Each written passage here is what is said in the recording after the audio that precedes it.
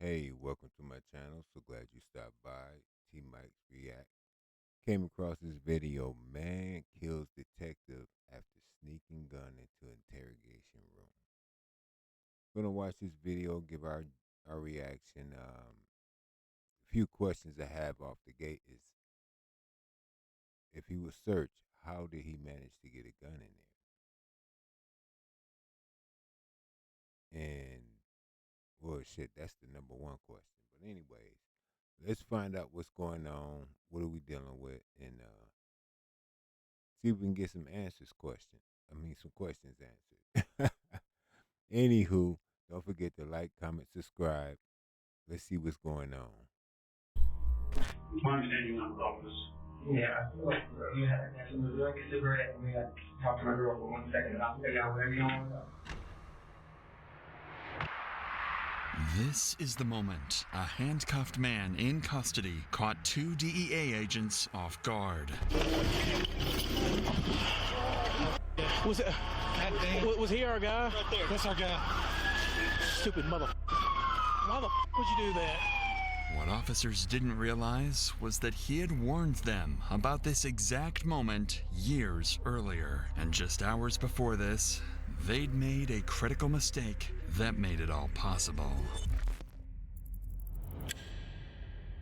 What? In the early hours of May 16th, a Callaway County father heard what sounded like a gunshot outside his family's home. Concerned, he stepped out to investigate only to find a vehicle blocking his driveway, with a fully loaded assault rifle clearly visible in the back seat. Afraid that someone dangerous might still be nearby, he immediately called the police.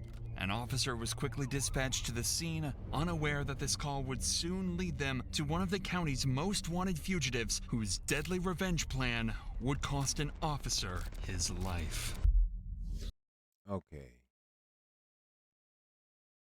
This person obviously has a history, which means if y'all knew who y'all were approaching, where y'all was going, and the gunshot was involved, guys got to be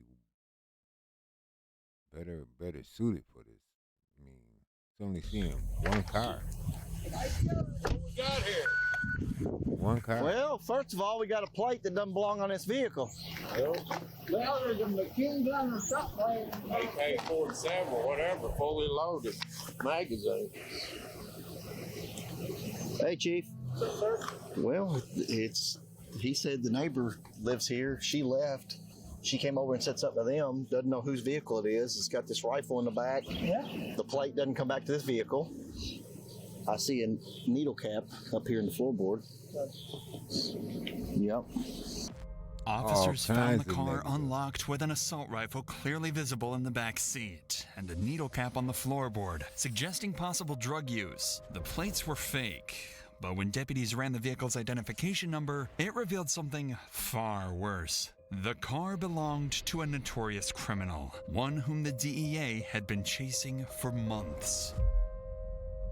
Gary Rowland, a 30-year-old parolee with multiple outstanding warrants, who had been quoted saying, "I'm never going back to prison alive." Knowing that Gary was likely in the neighborhood, officers narrowed down their search, and through CCTV and witness reports, they were quickly able to locate him in an apartment complex nearby.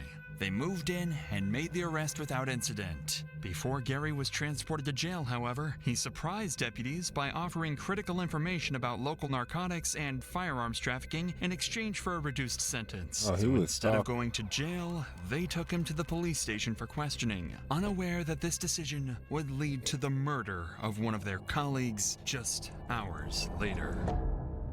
This is Gary, and he's just been brought into the interrogation room. What the officers don't realize at this moment is that due to an incomplete search, he's managed to sneak in a knife and a loaded pistol, both hidden in his waistband.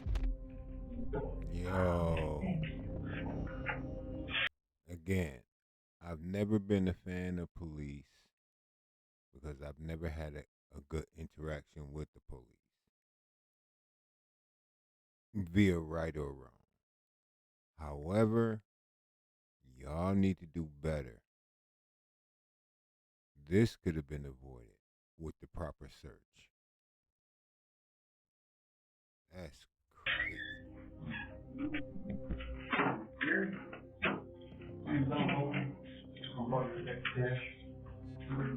That's the one that's the law, man.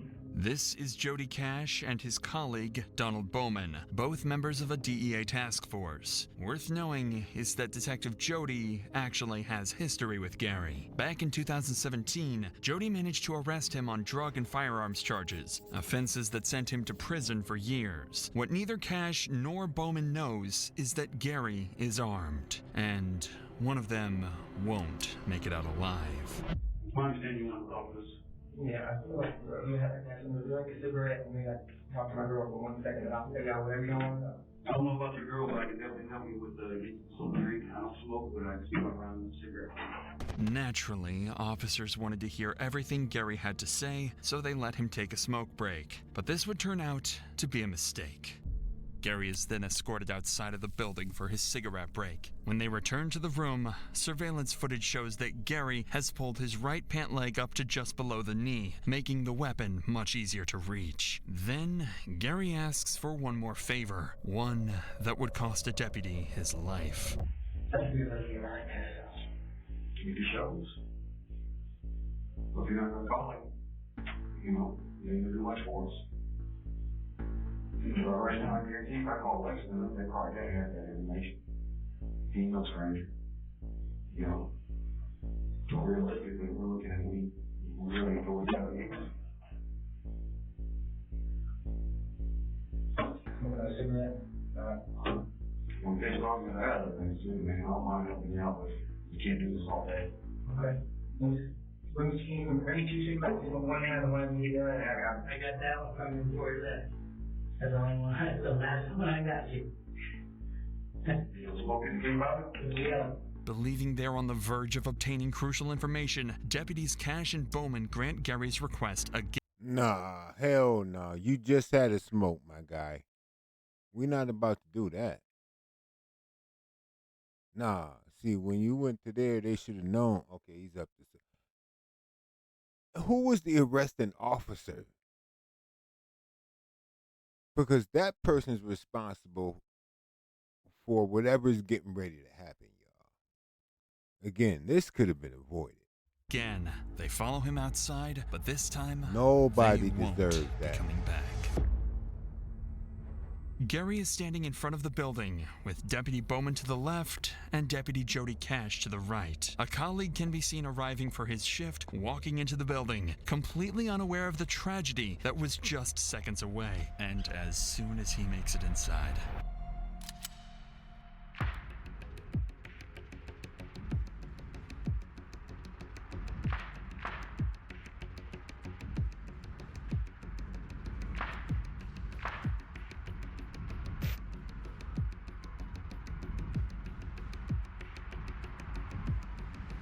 I'm not gonna rewind it, but y'all can rewind that. That right there.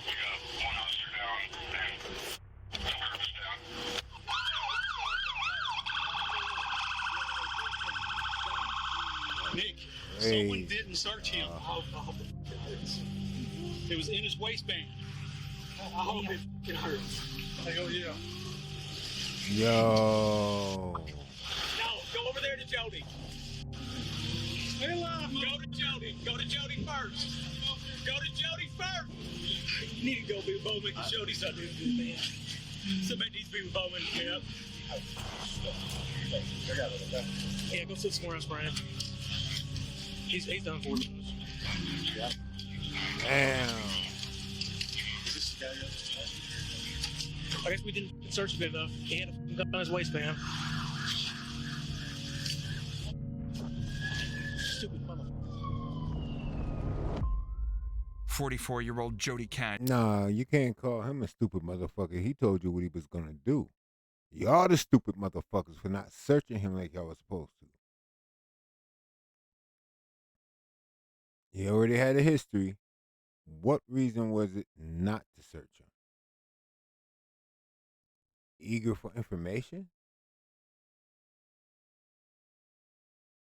What's the information you gonna get his family now? Cash was transported to the hospital in critical condition, but tragically, he succumbed to his wounds shortly after and was pronounced dead. He had served in law enforcement for 22 years and has spent the last 2 on a special DEA task force. In the following weeks, an investigation was launched to determine how a convicted felon managed to smuggle a gun into the sheriff's office and kill a police officer. Based on the evidence gathered, investigators concluded that that day, no one searched Gary thoroughly enough. No one searched him, period.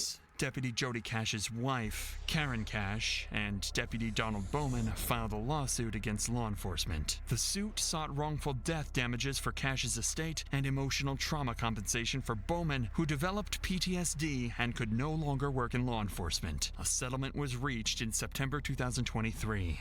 As Of for course Gary they're gonna reach Rowland, the settlement. he was shot 12 times and eventually died at the scene of the shootout. When his gun was recovered, investigators found a jammed casing, meaning that Gary's weapon malfunctioned, a lucky break that prevented any more officers from losing their lives. Yo, that is crazy as hell. Woo! I feel for that man. Rest in peace for that officer, man. Because listen, like I said, I'm not a fan of police, but that right there, man. And then he offed himself. He don't be a Gary, y'all. And officers, do your job a little better. Whoo, I don't know, y'all. That was crazy, but appreciate you hanging out. Don't forget to like, comment, subscribe, and I'll see you next time. Peace out. Stay safe.